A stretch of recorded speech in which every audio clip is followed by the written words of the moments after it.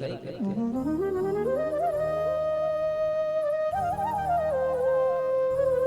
जीवन का एक संकल्प होना, परमात्मा के गुणगान करते करते ही इस श्रीमद् भागवत कथा का स्मरण करते करते हमारा जीवन व्यतीत हो। भगवत कथा में हमारा मन लगे, भगवत चर्चा में हमारा मन लगे, ऐसी भागवत रूपी गंगा कहा गया है। जिस प्रकार आप गंगा में जाते हो स्नान करने, पाप धुलने जाते हो कि नहीं जाते हो, उसी प्रकार ये भी एक भागवत गंगा है। वो गंगा केवल तन शुद्ध कर सकती है। जब आप गंगा में जाते हो तो क्या होता है, केवल तन धो के आते हो, मन नहीं धुलता है। और ये भागवत रूपी गंगा जो है ये आपका मन धोती है। इसलिए भागवत रूपी गंगा में गोते लगाओगे तो आपकी मन की शुद्धि होगी, ना कि तन की। बस उसको समझना है। भागवत है क्या, भागवत का सार क्या है? तो भागवत, अच्छा इसका नाम श्रीमद् भागवत ही क्यों रखा? इसका और कुछ भी नाम हो सकता था, लेकिन इस श्रीमद् भागवत कथा के 7 अक्षरों में भी बड़ा सार है। श्रीमद् भागवत 7 अक्षर हो रहे। इन 7 अक्षरों का अर्थ क्या है? 7 अक्षरों का अर्थ है श्री यानी कि शक्ति। शक्ति कौन है? श्री राधा रानी। अपितु भागवत में कहीं भी राधा रानी का वर्णन नहीं है। राधा गुप्त चरितम यस्मिन तद भागवतम। भागवत में राधा जी का नाम गुप्त चरित, यानी कि जिस प्रकार गन्ने में शक्कर छुपी रहती है लेकिन कभी दिखती है। गन्ने में कभी शक्कर देखी है आपने? लेकिन शक्कर गन्ने से ही बनती है। दूध में घृत छिपा होता है कि नहीं होता है? घृत निकालते हो आप घर पर? ओ मैया, सुन रहे कि नहीं सुन रहे? कथा भी केवल इधर उधर ही ध्यान है। आप ध्यान यहाँ रखो, इधर उधर तो मत रखो। ये तो रोज के आने जाने इनका तो यही काम है। हमने क्या पूछा अभी आप? दूध में घृत रहता है कि नहीं रहता है? बताओ जरा। रहता है ना घृत? तो क्या दिखता है घृत? नहीं दिखता। उसके लिए क्या करना पड़ेगा? पहले उसको मथना पड़ेगा, दही बनाना पड़ेगा, दही से फिर उसके घी निकालना पड़ेगा। तो मंथन किया तब जाके सार समझ में आया। इसी प्रकार ये भागवत रूपी गंगा भी मंथन का विषय है। यहाँ सुन रहे हो तो केवल सुनना नहीं है, इसको मंथन करना है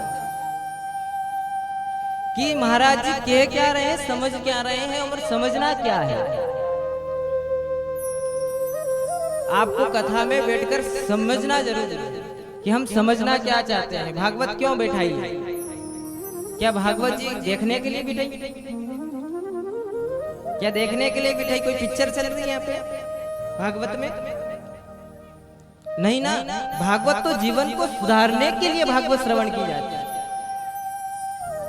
तो जिस प्रकार गन्ने में शक्कर छुपी रहती है, उस प्रकार दिखती नहीं है, लेकिन उसका मंथन करने पर शक्कर बनती है। इसी प्रकार श्रीमद् भागवत में राधा जी का वर्णन तो नहीं है, लेकिन यहाँ पर जो शब्द है वह तो श्री कृष्ण है, और जो शब्दों का अर्थ है वह श्री राधा रानी है। इसलिए श्री मतलब शक्ति। आपके जीवन के ऊपर भी आपका शरीर कितना भी बड़ा है, अट्ठे कट्टे हो, लेकिन शरीर के अंदर शक्ति नहीं है तो शरीर किसी काम का नहीं है। ताकत ही नहीं है तो किस काम का? इसी प्रकार श्रीमद् भागवत में श्री का मतलब शक्ति, यानी कि श्री राधा रानी जी को बताया गया। आपके भी लगता है कि नहीं लगता नाम के आगे श्रीमान जी फलाना ढिमका जो भी आप लगाते हो ना, तो श्री कौन है? श्री आपकी पत्नी है। कौन है? पत्नी का नाम तो पत्रिका में लिखा नहीं जाता, लेकिन श्री लगा दिया आगे। तो श्री का मतलब इनकी पत्नी, ये श्रीमान है, इनके पति फलाना सिंह जी। इसी प्रकार माता जी कहती हमारा नाम तो कहीं पत्रिका में आता नहीं, तो ऐसा मत सोचना, वो जो श्री है वो आप ही हैं। तो सर्वप्रथम श्रीमद म यानी कि मंथन, जिसने जीवन में मंथन किया हो, मेहनत की हो, वही इस दया को समझ सकता है, भागवत को समझ सकता है, मेहनत को समझ सकता है। जिन्होंने बेल जोते होंगे, फसल उगाई होगी, वो एक क्विंटल का भी मान उनके बराबर 10,000 क्विंटल के बराबर मान होता होगा, क्योंकि उन्होंने इतनी मेहनत की एक क्विंटल के लिए। लेकिन आज के लोगों के लिए क्विंटल कोई मान्य नहीं है, क्योंकि आज मेहनत इतनी है ही नहीं, ट्रैक्टर से सब कुछ हो रहा है। तो जितने जितनी मेहनत की उसका फल उसे प्राप्त हुआ। इसी प्रकार इस भागवत में भी मंथन बताया गया। इस भागवत को सुन रहे तो लेकिन इसका मंथन करो, किस भागवत में है क्या, भागवत है क्या, मंथन करना है। तो श्री म और द, जिसने जीवन में मेहनत की होगी, यहाँ पर द शब्द आ जाता है। द शब्द का मतलब होता है दया।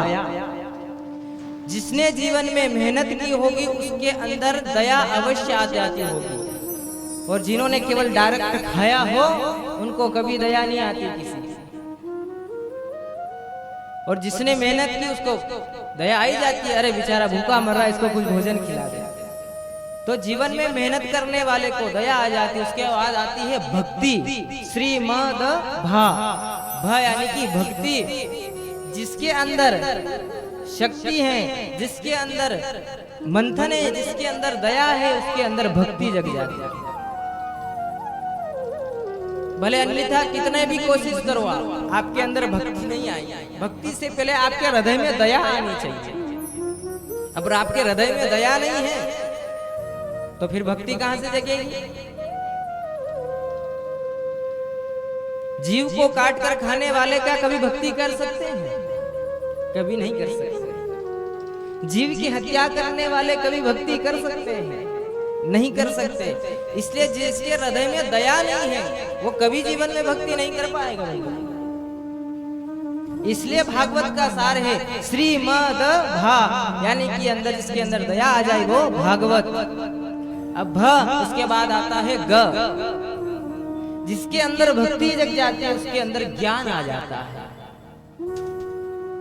आपके अंदर भक्ति नहीं है तो ज्ञान है ही नहीं। भक्ति जग जाती है तो ज्ञान अपने आप ही आ जाता है। बड़ों का आदर करना उसको आ जाता है, बड़ों की बात सुनना उसको आ जाता है, क्योंकि उसके अंदर भक्ति है। ज्ञान के बाद आता है भागव, यानी कि वैराग्य। जिसके अंदर भक्ति आ गई उसके अंदर ज्ञान आ गया, और जिसके अंदर ज्ञान आ गया उसको वैराग्य होने में कोई समय नहीं लगता। भक्ति और ज्ञान जिसके अंदर आ जाता है उसको वैराग्य की कमी नहीं होती है। तुरंत वैराग्य को छोड़कर भगवान की भक्ति में लग जाता है। और वैराग्य के बाद आता है भागवत, यानी कि तरुणा। जिसने जीवन में भागवत के सार को ही समझ लिया उसका जीवन तर जाता है। इसलिए अंत में भागवत तो परम धाम को पहुंच जाता है। यह भागवत का पूरा अर्थ है। ऐसे ही व्यास जी महाराज ने इसको श्रीमद् भागवत लिख के नहीं छोड़ दिया। इसको समझाने वाला, समझने वाला।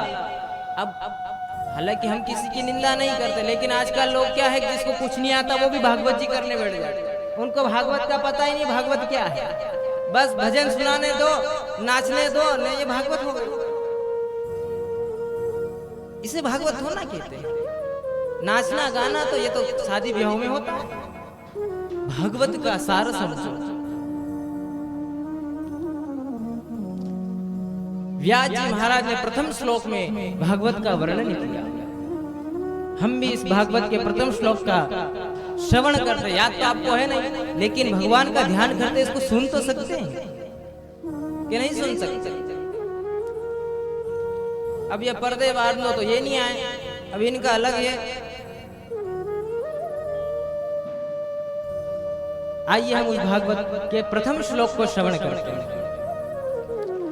जन्मान्धस्य यतोऽन्वयादितरतस्य चार्थे स्वभिज्ञ स्वराट् तेने ब्रह्महृदाय आदिकवये मुह्यन्ति सूरय तेजो वारिमृदां यथा विनिमयो यत्र त्रिसर्गो मृषा धाम्ना स्वेन सदा निरस्तकुहकं सत्यं परं धीमहि सत्यम परम धीमहि। जन्माद्यस्य, जन्म लेते ही अदृश्य हो जाना कौन है? भगवत को समझो, श्लोक को समझिए। जन्माद्यस्य, जन्म लेते ही अदृश्य होना, यानी कि जन्म तो कहाँ लिया? मथुरा में लिया और तुरंत रातों रात गोकुल चले गए। किसी का नाम नहीं लिया व्यास जी महाराज ने भागवत में। ये प्रथम श्लोक है भागवत का, इसमें किसी भगवान का नाम नहीं है, किसी की स्तुति नहीं गाई, लेकिन बता रहे हैं जन्माद्यस्य, जो जन्म तो मथुरा में लेते हैं तुरंत गोकुल चले जाते हैं। तो वो कौन है? वही साक्षात ठाकुर जी हैं। जन्माद्यस्य तोन्वयादितरतः चार्थेष्व विज्ञस्वरा तेने ब्रह्महृदयादिकवये, जिनकी माया से ब्रह्मा जी तक मोहित हो जाते हैं। तो हम कली काल के मानव क्या भगवान की स्तुति करेंगे? तेने ब्रह्महृदय आदि कवये मुह्यन्ति, मोहित हो जाते हैं ब्रह्मा जी भी उनकी लीलाओं को देखकर। ब्रह्मा जी ने देखा कि ये कैसा भगवान है, ग्वालों का झूठा खा लेता है, ना कोई संध्या है, ना कोई पूजा है, ना कोई आसन, खेलते खेलते खाने बैठ जाता है, ये भगवान नहीं हो सकता। ब्रह्मा जी मोहित हो गए। ब्रह्मा जी ने युक्ति लगाई, भगवान थोड़े से जंगल में गए, सारे गाय बछड़े सब कुछ हर के ले गए ब्रह्मलोक। ब्रह्मा जी, भगवान ने आकर देखा तो कोई भी नहीं, सब गायब। कहाँ चले गए सबके सब? जब भगवान ने ध्यान लगाया तो देखा तो ब्रह्मा जी की ब्रह्मलोक में सारे के सारे मूर्छित पड़े हुए। लेकिन भगवान गए नहीं, भगवान ने अपने ही स्वरूप से पूरा ब्रजमंडल बना दिया। वही गायें, वही बछड़े, सब कुछ वही ग्वाले। ब्रह्मा जी ने देखा कि कई दिन हो गए लेकिन कृष्ण अभी तक आया नहीं। मैंने सारे बछड़े हर लिए, सारे गायें हर ली, लेकिन देखने तक नहीं आया। जब ब्रह्मा जी स्वयं गए देखने तो देखा तो वही गायें चर रही है, वही कन्हैया बंसी बजा रहे हैं, वही ग्वाले गायें चरा रहे हैं।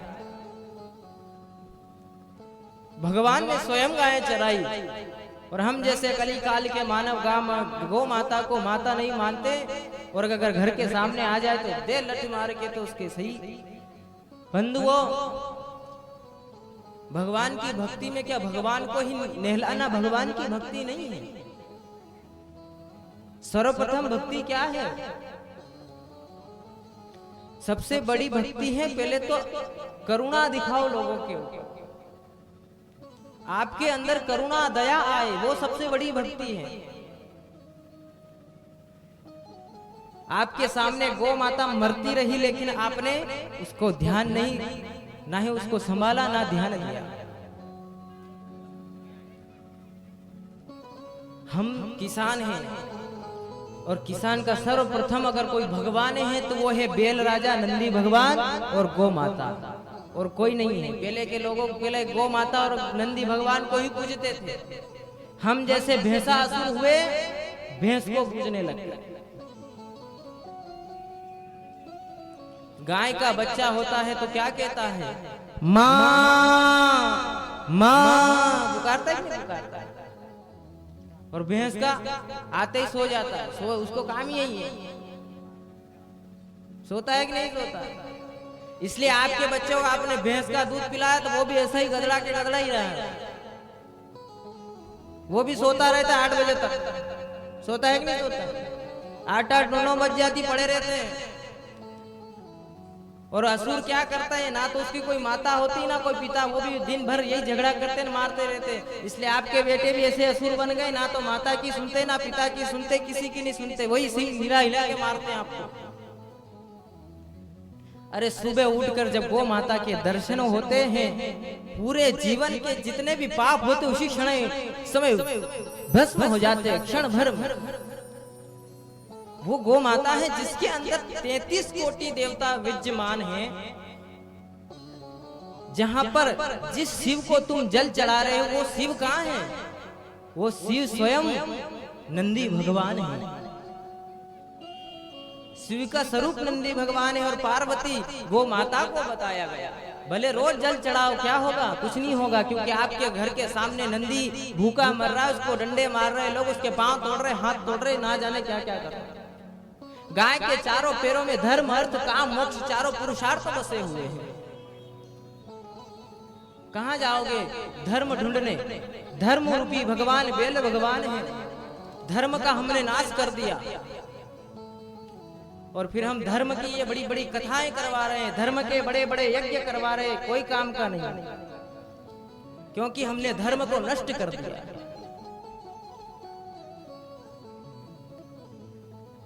अरे जिस भगवान की कथा सुनने आप यहाँ आए हो वो भगवान स्वयं इस धराधाम पर अवतार लिया। विप्रधेनु सुर संत हित लीज मनुज अवतार, ब्राह्मणों की सेवा करने के लिए, संतों की सेवा करने के लिए इस धराधाम पर, इस पृथ्वी पर आए। उन्होंने गायें चराई, अपने जहां तक इस धराधाम पर रहे अपने पांव में उन्होंने खड़ाऊ नहीं पहने। जो साक्षात कमल पुष्प के समान उनके चरण हैं। लक्ष्मी जी जब भगवान के चरण दबाती है तो डरती है, कहीं मेरा कुछ चूड़ी ना लग जाए, कहीं कुछ मेरी अंगूठी ना लग जाए, भगवान को कहीं कुछ कष्ट ना पहुंच जाए। इतने कोमल भगवान के चरण हैं। अरे जिनका मुख नहीं, केवल चरण के दर्शन करने के लिए हजारों हजारों वर्ष तक ऋषि तपस्या करते हैं, तो चरण की रज भी प्राप्त नहीं होती।